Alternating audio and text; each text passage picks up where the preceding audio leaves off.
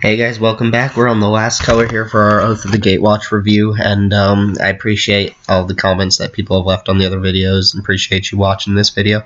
But we're looking at the black cards here, and the only thing left after this video will be the multicolor cards, which there aren't too many of, but I'm very excited for them.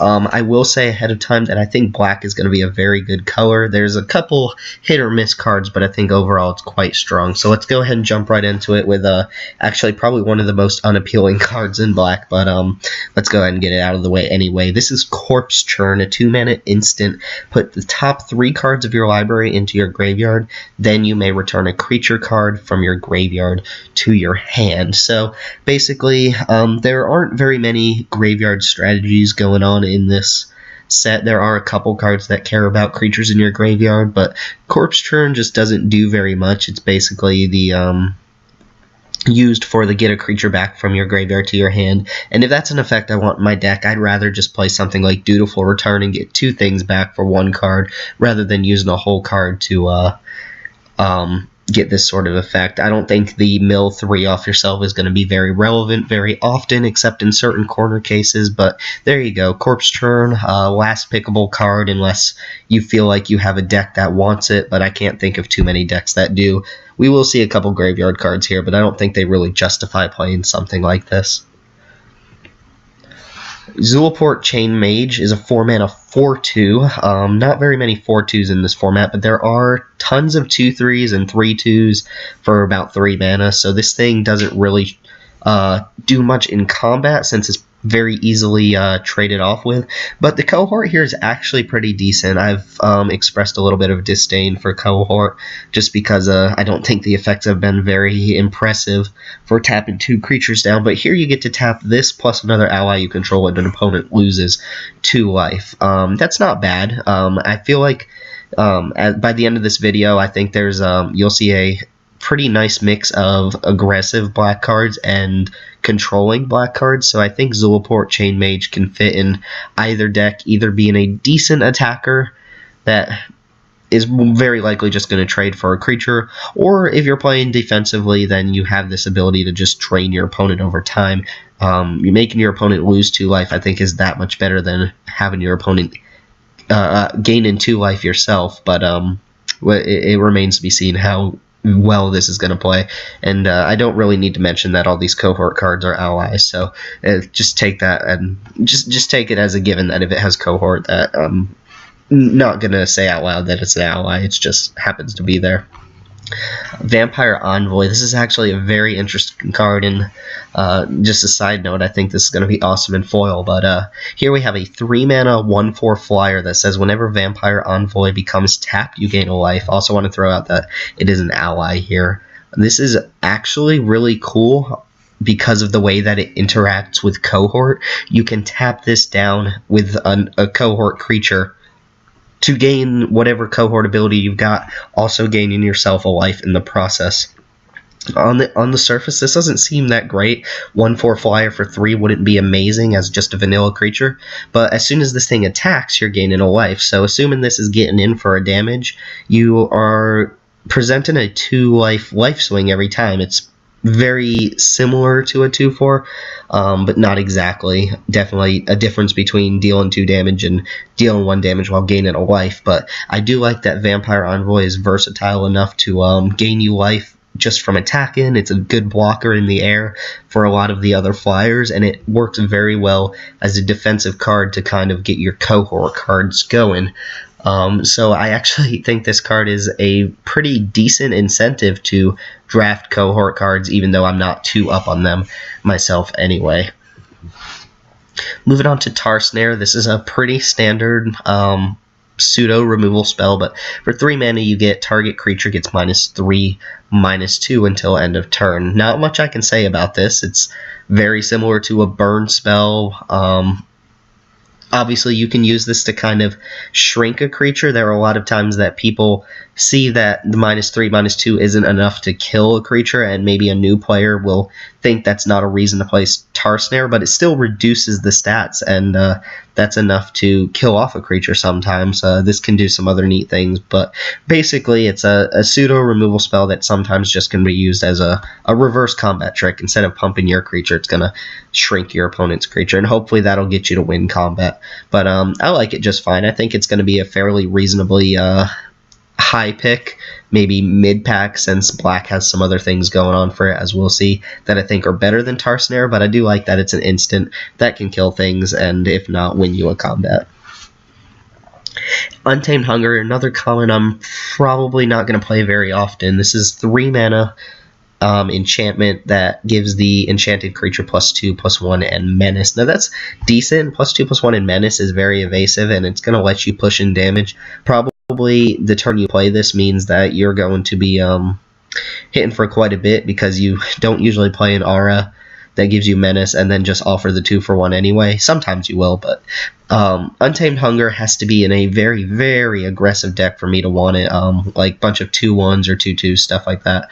And you want to play it on curve, so you don't want an expensive deck and then also put Untamed Hunger into it just because you want this to come down early. You want the menace to matter when it's super relevant, very early in the game when your opponent may not have a lot of creatures. And you don't really want to offer the 2-for-1 too early in the game. But I don't think this is amazing. I think if for some reason you drafted a deck that just curves out super, super low and has a it stops at maybe four mana creatures, maybe like 1 or 2 5-mana creatures, then maybe Untamed Hunger will make the cut. But I don't like it in multiples, and a lot of times I'll pass on it. Just to be honest, I don't think it's that great.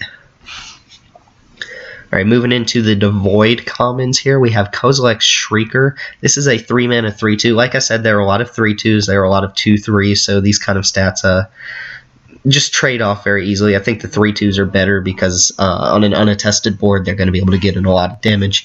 But here we have a very nice ability. For a colorless mana, Kozel X Shrieker gets +1/+0 and gains menace until end of turn. That's actually really good. It stands to... It remains to be seen how easy it is to get multiple colored sources, but if you can even trigger this once, starting on turn 4, the turn after you play this, your attacking is a 4/3 menace, which is hard to block, trades for multiple creatures a lot, and sometimes can't be blocked at all. This is another reason, and I'll mention this on a couple other cards, I'm sure, but this is another reason I just can't get behind green in this set, is because this does something very similar this is something that green wants to do. Just push in damage, have pseudo evasion, make your creature bigger, and this can do it multiple times if you have multiple colored sources. I'm not going to go ahead and say that it's going to be that easy to just have tons of colored sources available, but it looks like it's not that hard. It looks like there's enough common and uncommon material to support multiple triggers on a card like this. If you activate this twice in the same turn, then you're attacking for 5 damage with menace, which for a 3-drop is pretty good. I'm thinking of cards like Geyserfield Stalker, I believe it was a 3-2 with a landfall that gave +2/+2, and maybe I think it had menace. It didn't gain menace, but that card was terrible just because it cost 5. It was one of the worst commons in the set. Sometimes it could do work, but this just kind of comes down 2 whole turns earlier and has a very easy activation cost, one that you can repeat much easier than landfall in certain situations. I think this card's solid, and as always, 3-mana 3-2 is just fine, so even if you're not activating the ability, I think it's okay as a filler card. Alright, another interesting one. This is Cousel X Translator. This is a 5-mana 3/5, so decent stats, not super impressive, but 3/5 for 5 is pretty good. This has devoid and says pay a life, add 1 colorless mana to your mana pool. You can only activate this ability once per turn, but you can activate it on either player's turn, so it's not sorcery speed ability. This is great, in my opinion. I think the body holds down the ground quite nicely until you can find something. It ramps you ahead, allowing you to hit your 7-drop a turn earlier, which this is a format where your 7 to 8 drops a turn earlier can make a huge, huge difference, and it does it without holding up your mana. Say you need 2 colorless sources, or you just have the type of deck that needs to get bigger things out quicker. This does it without you having to use another card to do it. It doesn't tap down for it, and the 1 life is kind of expendable. It is a cost, so you can't just go smashing 1 life per turn if you're not doing something productive with it. But imagine having something like the Translator and this previous card together. You can use the Translator to pay for that cost. You can use it to pay for other costs too. So the applications here are definitely very good, and I like this activated ability, Pay a Life for a mana. It's very good on a creature that's also going to be doing pretty well on the ground. Alright, Bolivian Strike. This is my vote for perhaps best common in the set. I'm jumping the gun there, and I haven't really compared all the commons side by side, but 4 mana sorcery, devoid, exile target creature, just incredibly good. This is sorcery speed, but I don't think that really hurts it, just because it is unconditional removal. Consider, what was it, Isolation Zone in white was double white enchantment that exiled a target creature, but first off, Isolation Zone had a double white mana cost. It's still sorcery speed, and that your opponent can get that creature back by destroying the Isolation Zone. Oblivion Strike says, nope, there's your creature, goodbye. So I can imagine people taking this very, very highly, taking multiple copies, running as many as they can. The fact that it's not instant speed means that, you know, you're not going to just get somebody with it out of the blue, but this is going to deal with anything, literally anything that doesn't have hexproof, whether it's indestructible or not. You can take care of something by turn 4 with this. You can take care of your opponent's biggest threat with this. It's just very, very good. Unless I'm missing something, if I'm misreading something, this just seems like one of the best cards that I've seen so far at common. I'm really surprised this is a common card. It looks easily like an uncommon card, but there you go. Bolivian Strike, welcome to your new nightmare common card from the set. 2 mana for Sky Scour. This is a 1/2 flyer, which wouldn't be great if it didn't have the second part that said, whenever you cast a colorless spell, Scour gets +1/+0 until end of turn. So this is Kozel X Sentinel on a flyer, essentially. Obviously, it doesn't block as well, but it comes down the same turn Kozel X Sentinel would, and it deals more... the fact that it has flying means that it's going to get in damage more often.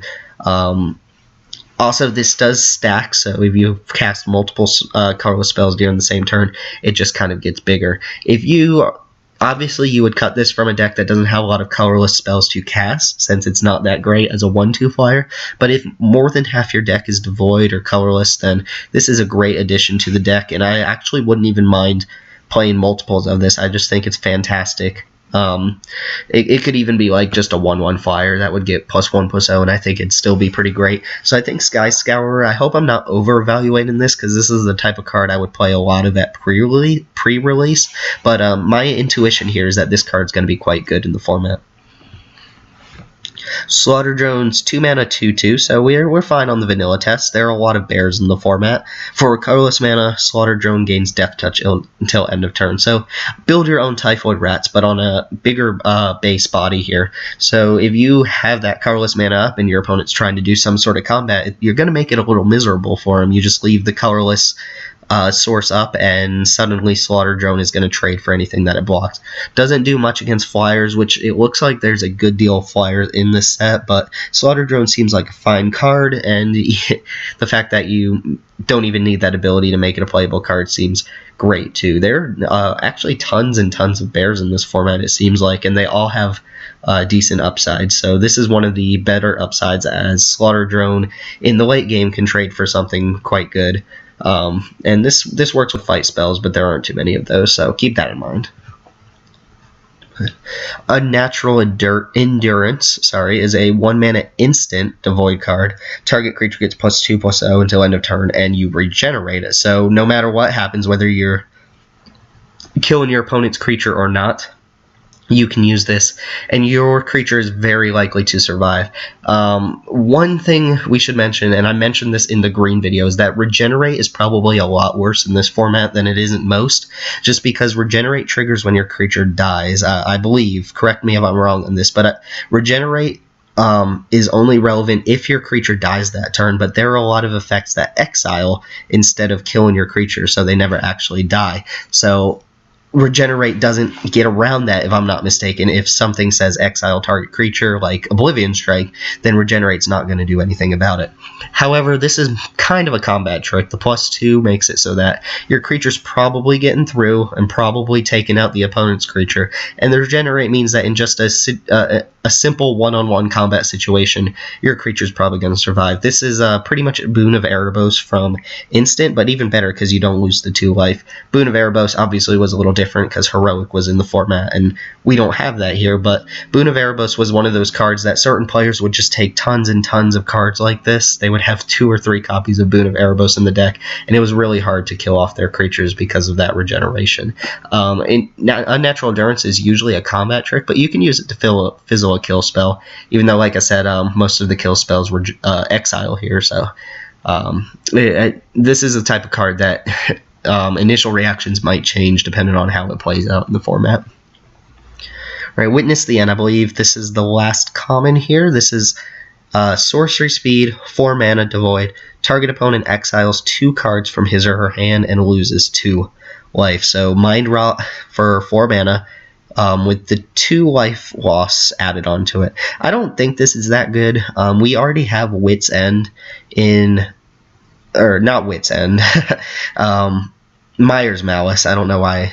Probably because Witness the End, but we have Myers Malice in the Battle for Zendikar pack, and that card kind of went late, even though I was way up on it after a while. I think it's actually great, and I think the Awaken off of Myers Malice, that possibility makes it much better than the 2 life loss here. Your opponent does exile the 2 cards from his or her hand, which is, looking back, there isn't actually a lot of things that care about exile and Oath of the Gatewatch. They're all the processors from Battle for Zendikar, and only having that 1 pack of Battle for Zendikar kind of hurts the exile, and it's not as relevant, but it does stop your opponent from getting big things back. If you can't get a Myers Malice and you have this in the sideboard, these Mind Rot effects do have, applications against control decks, or if your opponent's playing just like some big creature that you have no way to deal with, then you can try and get lucky and have them discard it, but I think this is going to be relegated to the sideboard more often than not, but I'm pretty sure my opponents are going to play him, and they're going to get me anyway. Alright, moving into the uncommons, we start with Null Caller. It says 4 mana 2/4, which I think there was one other 2/4 for 4 in white, but this is pushing the realm of playability on just the vanilla test.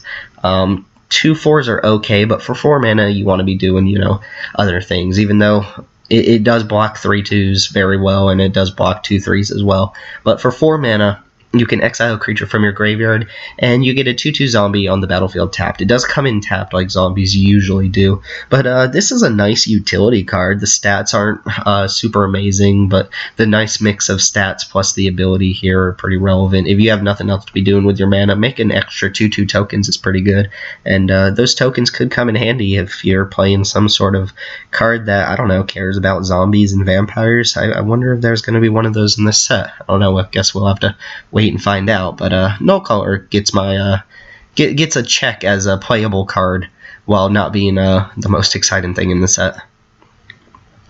Malakir Soothsayer, a cohort card that I'm not going to say is absolutely terrible, but 5 mana 4/4, the stats are okay here as well. Cohort lets you tap this plus another ally to draw a card and lose a life. That's a pretty relevant ability. There are fairly controlling decks, it seems like, and having this sort of engine going is pretty good, especially if you have token generation where you're able to make ally tokens very easily. Then just playing this as an extra source of drawing a card is very good. Of course, as with all the cohort, tapping 2 creatures is a cost, so maybe you don't really want to pay 5 mana to tap down your 4/4 and another creature. You're just tapping down so much power on board, but I could see it being much worse. I do like the fact that there is a cohort ability to just draw cards, though. It seems better than like gaining life or draining 2. Just adding that extra card to your hand every turn seems quite good. And I actually like Malakir Soothsayer. It gets my seal of approval for a cohort card here. Alright, Grasp of Darkness. Great, wonderful. I'm so glad that this has to be in the format, because how many times... It's starting to look like Threaten effects, where we just have to have some sort of instant that gives -4/-4. Yes, I know Grasp of Darkness is reprinted. I'm not sure what set it was originally in, or how many times it's been reprinted, but come on, 2 mana, -4/-4. Yeah, it's double black, but this isn't a format that pushes 3/4 colors very often, so double black's not the hardest thing in the world, but this sort of effect has always been playable. At least I started playing around Theros, and it's always been playable, with Flatten even being probably the best common in Dragons of Tarkir. So this sort of effect is desirable. There are a lot bigger creatures floating around in this set, so Grasp of Darkness isn't going to just like nuke any and every creature, but that's the case with all these other cards too. Sometimes your opponent plays something that's much bigger than a 4/4, and you'll have to use some combination of these effects. But Grasp of Darkness, should I call this as well as best uncommon in the set? I think it's very close. If not, it's got to be top 3 best uncommons in the set. But I just said the best common in the set was in black, and the best uncommon is black. So can you tell what my opinion is about black here? I think it's probably contender for one of the best colors so far, but of course my opinion might change. I don't think my opinion about Grasp is going to change. I think this is going to get snatched every single time, with the exception of some good rare being in the pack. This is the type of uncommon that makes bad rares very passable, or certain cards just... they pale in comparison to just efficient removal like this. 2 mana to kill a creature is usually pretty good. Alright, Reaver Drone. This is a 1 mana 2/1. At the beginning of your upkeep, you lose a life unless you control another colorless creature. So kind of a 2/1 with occasional downside. Of course, if you're playing a card like this, it seems like you're going to be in the type of deck that can very easily get colorless creatures out. I think 1 mana 2/1s tend to be a little bit overrated. I'm thinking of Expedition Envoy, and there's usually a 1 mana 2/1 in almost every set, and for some reason the black ones always have downside. But this is a aggressively costed creature. If you're in a deck that just wants to go all in, maybe a black-red deck of some sort, then this is the type of creature I think you want. Your opponent, obviously it's better on the play than it is on the draw, so this is the type of card I would board out if I find out I'm going to be on the draw, just because your opponent can play a 2/2, and you don't want to be losing life, or you don't want this card to be bricked just because it could potentially lose you life. But I don't think it's amazing. I don't think it's completely negligible, so I'll leave you to decide how you feel about 1 mana 2/1s. It's the type of thing that some people like way more than others. Alright, another card that we see this sort of effect a lot. This is Flaying Tendrils, kind of a weird name and art, and I have no idea what's going on here, but double black and 1, sorcery speed, devoid. All creatures get -2/-2, and then we get this extra clause. If a creature dies this turn, exile it instead. Notice that this doesn't say like if a creature would die from this effect that it's exiled. It's just if a creature dies this turn, it's exiled. So that affects all creatures, even the ones that don't die from this -2/-2. But yeah, we've seen this in a lot of different sets, obviously with a bunch of different iterations. This probably being one of the better ones, just because it does cost 3 mana instead of 4. And keep in mind that Rise in Miasma is still in Battle for Zendikar. The thing about Rise in Miasma is, I think it's a good card, but I think the Awaken is pretty much irrelevant. 7 mana is so much, and by the time you get to 7, how many things are you really killing with -2/-2? I don't think I've done tons and tons of drafts of Battle for Zendikar, and I don't think I've ever seen Rise in Miasma Awakened. What I have seen is that the -2/-2 can completely wreck certain decks, and I think that's going to be the same thing for Flaying Tendrils. It's always a challenge to decide whether you want to main board or sideboard this sort of card. I always like having access to it regardless, but I think the deciding factor is when you draft this card and you're deciding whether you want to play it or not, look at your creatures and tell yourself, how many of my creatures does this kill? If it kills most of the creatures in your deck, or you have a bunch of tokens that you want to survive, don't play Flaying Tendrils main board. Put it in against a deck that it's also going to punish, because there's always the chance that your opponent's playing nothing but 2/3s and higher, and then Flaying Tendrils just gets a lot worse. So keep that in discretion, and play this card when you need it. Don't just jam it in every single deck. Alright, Havoc Sower, another card that just makes me shake my head at green, because it has such a green ability on it, but it's 4 mana, 3/3, so we have a Hill Giant, those are usually pretty good. And for 1 in a colorless, Havoc Sower gets +2/+1 till end of turn, so it doesn't get evasion, but assume that you can get that colorless. On turn 5, you're attacking for 5 power, 5/4, which is very solid. A turn ahead of what most other things are doing. And can I just take this moment to complain about green again? How green is this ability, and how much better is it than all of the green cards that we've seen with similar abilities? I'm glad this is uncommon because I don't want to play against this a lot. It just represents so much damage.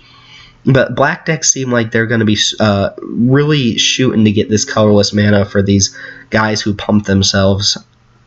This one's very good, and you can activate it multiple times. Why is it green can only activate its abilities once per turn, but this gets to activate multiple times? If you have 2 colorless sources, by the time you go to turn 5 with this can deal a lot of damage. Becoming a 7/5 by turn 5 attacking is pretty incredible, and it's going to demand an answer very quickly. The base stats are low enough that if you don't have the colorless source, then this gets a little bit worse, but obviously you're not going to just jam this in the deck if you don't have colorless sources. And it also fits into devoid decks very nicely. I mean, what else can you ask for something like this? I think it's a great aggressive card. Moving on, Essence Depleter, another card that reminds me of a Theros card, but 3 mana 2/3. Notice that 2/3. I mentioned there are a lot of those. 1 and a colorless, target opponent loses a life and you gain a life. So you got like your standard dirtily card of the set. There's always something dirtily like this in the set that just kind of blocks and drains life and doesn't really do very much on offense. But this reminds me of Scholar of Athreos. Obviously it's a little different because colorless is a different cost than black. You're not going to have as many colorless sources as you would black sources in a deck that Scholar's in. But the stats are comparable and the mana cost is the same. This effect is actually cheaper, so the more colorless sources you have, the better. Also, Scholar could hit each opponent, whereas Essence Depleter only hits target opponent, which is not going to be relevant outside of Two-Headed Giant. But I like this card. I'm glad it's that uncommon, and people aren't going to be able to jam tons of them in the deck. Not that it actually does anything in multiples, but it's a card I don't love seeing, especially if I'm playing an aggressive deck, because it's the type of card your opponent can just sit behind and kind of keep themselves in the game while adding to the board and not really participating in combat. So Essence Depleter also gets my seal of approval. I'm just really up on a lot of these black cards, and I think this is a pretty good one. Obviously not the best one, not really aggressive, but just a good control-ish card while you kind of set your strategy in motion. Visions of Brutality. I really like the art on this card, but we have a Devoid enchantment. This is 2 mana, and enchanted creature can't block, and in addition, whenever the enchanted creature deals damage, its controller loses that much life. So this is most of the times just going to play as like a pacifism. The fact that it can't block means that it shuts down a blocker. If you're in an aggressive deck, which black has a very aggressive deck, so does red, then this is a very good card. It just locks down an opponent's creature. And what else? The second clause here is great because it means that if your opponent's creature is not blocking, then it's most likely going to want to be attacking, but this really discourages it from attacking. If they do decide to attack with a creature that's enchanted, they're going to be losing life. And notice that that's not just damage to a player. If it deals combat damage to a creature and you block the enchanted creature, they're still losing life equal to whatever they dealt. So this is going to very much discourage your opponent from attacking with that creature. It makes racing very difficult because your opponent's always going to be losing at least as much as they're dealing with that creature. So I think Visions of Brutality is fantastic. I think it's not quite pacifism, but in certain situations it can be a step above or a step below pacifism, and just shutting off a blocker can be a deal breaker in colors that really want to be attacking. Alright, moving into the rares, and we're starting off with, I think it's fair to say this is a pretty controversial card in how good it is. I'm not sure where I stand on this, but let's read it first. Remorseless Punishment is 5 mana, sorcery.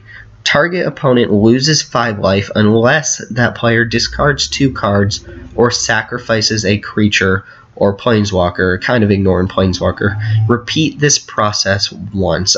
So first thing, a rules clarification that I'm not entirely sure on, and maybe somebody else can help me out with this. I'm looking at this in a two-headed giant perspective. The repeat this process once.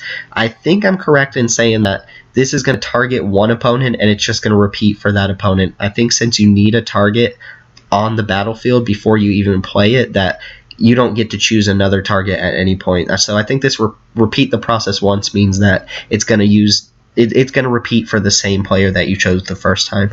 But what does this card do? So it's awkward because your opponent gets to choose the thing that's going to hurt them the least, obviously. Now, if they just have an empty board and no cards in hand, or one card in hand, then yeah, they lose 10 life, which is Happy Christmas Land, as people like to call it. But a lot of times you're going to get a combination of like sack a creature and discard 2 cards, or sacrifice 2 creatures, and there are times this card is terrible. If your opponent just loaded up on tokens, then 5 mana to kill 2 tokens is not the best thing in the world. I think this is a playable card.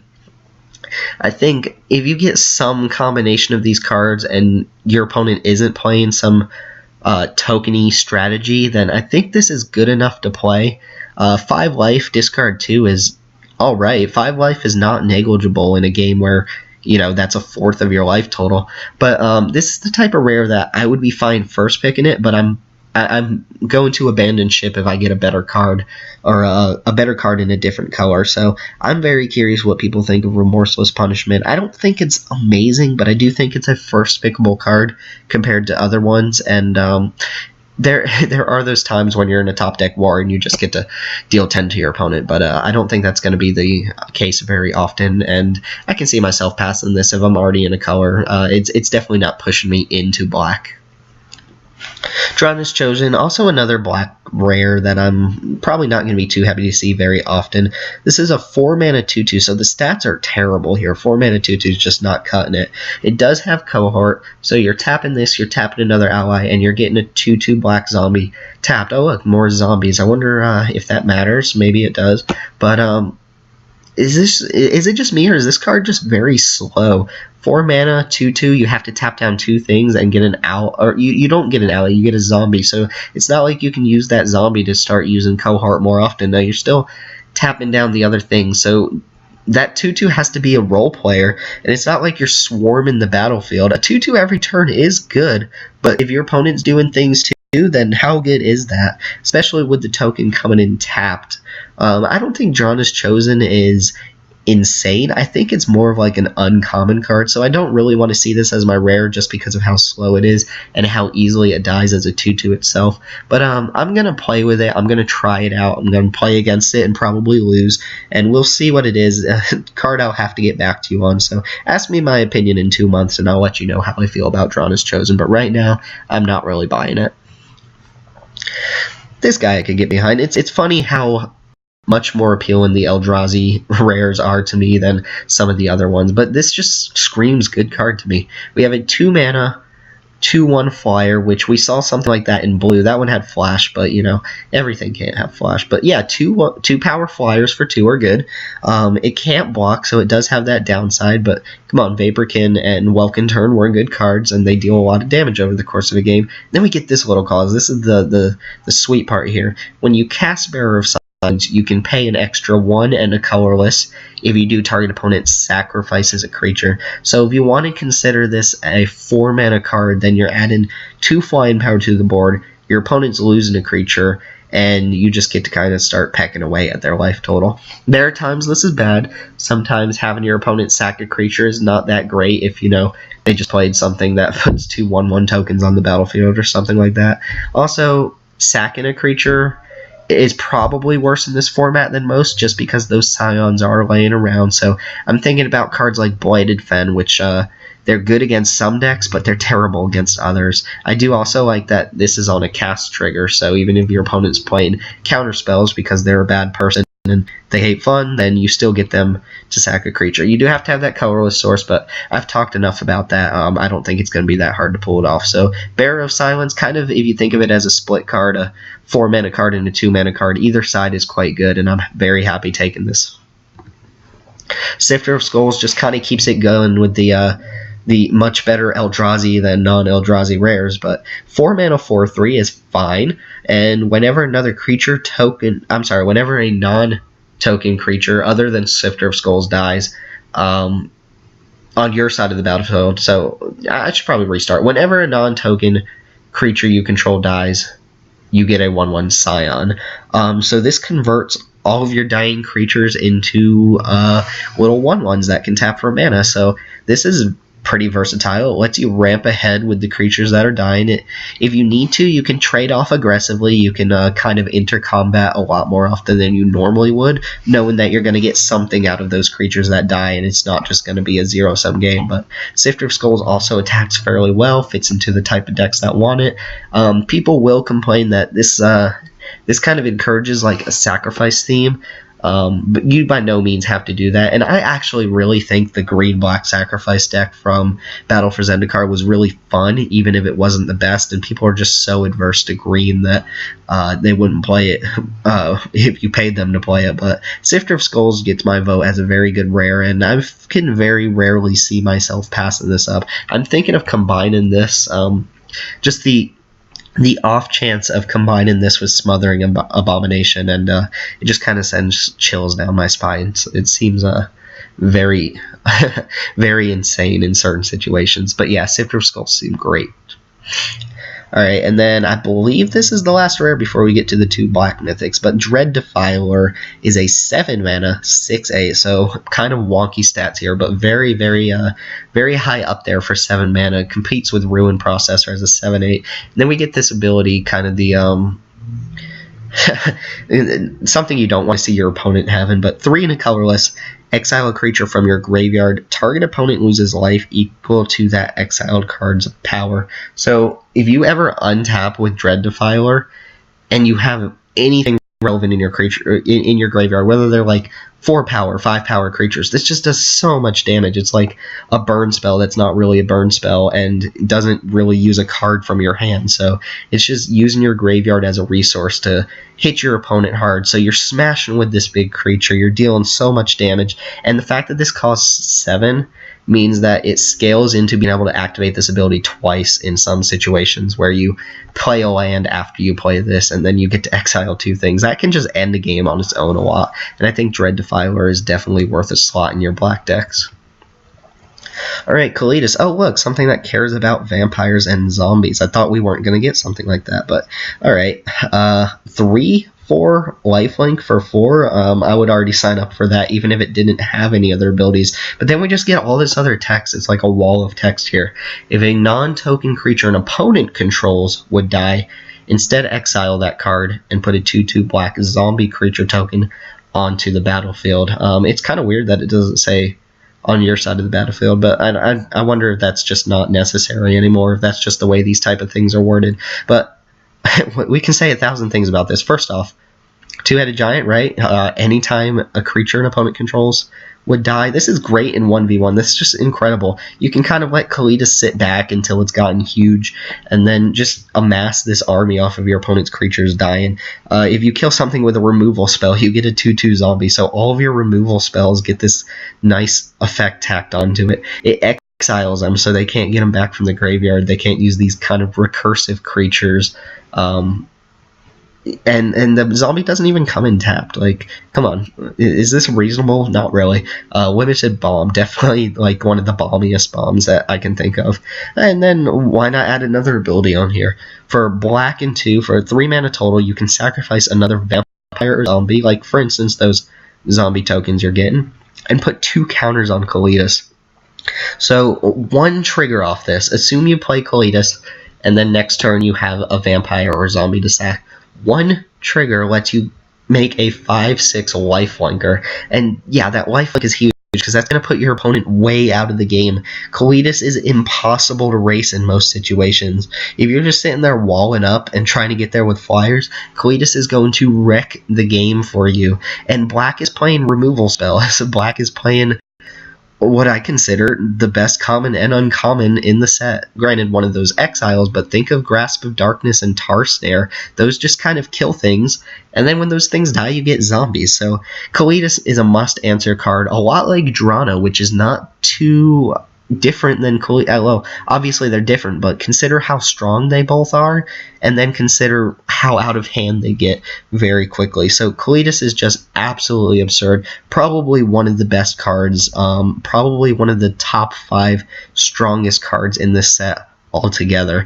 I'm willing to bet most people would agree with that. I think it's insane, and I would be very happy to pull this. This is the type of card that if you're drafting blue-white in the first pack and then you open Cletus, suddenly you're either blue-white-black or you just abandon ship on one of those colors and you're definitely playing black. It is that strong.